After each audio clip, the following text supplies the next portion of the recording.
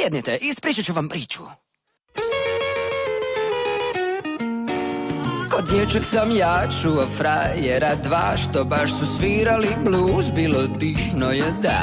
Gitara, prazan džep, na boci odvrnuti čep, glazba tužna tab je, al oko smijalo im se.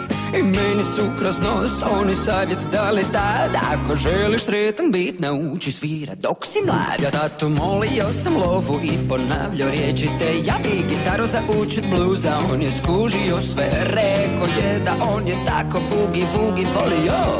Opali bluzi, dodaj swing i bit će ludilo.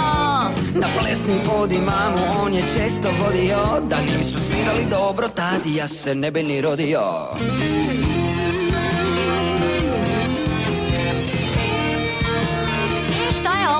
Ovo je psihodelija, mjesto rođenja gitarskog sola.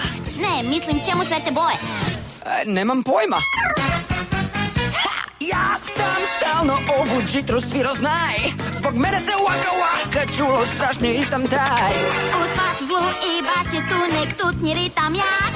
To ruhom mijenja bluz i čini da se mrdavamo tamo svak. Ja ruke dižem ti u zrak i uz mene je okret lak. Ako želiš mrdat guzu, znaj, bolje slušaj ovaj funk.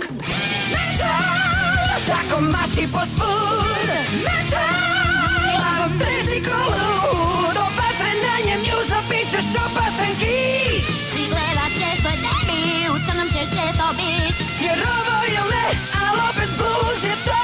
Samo dodaj malo faza i pojačaj sve na sto.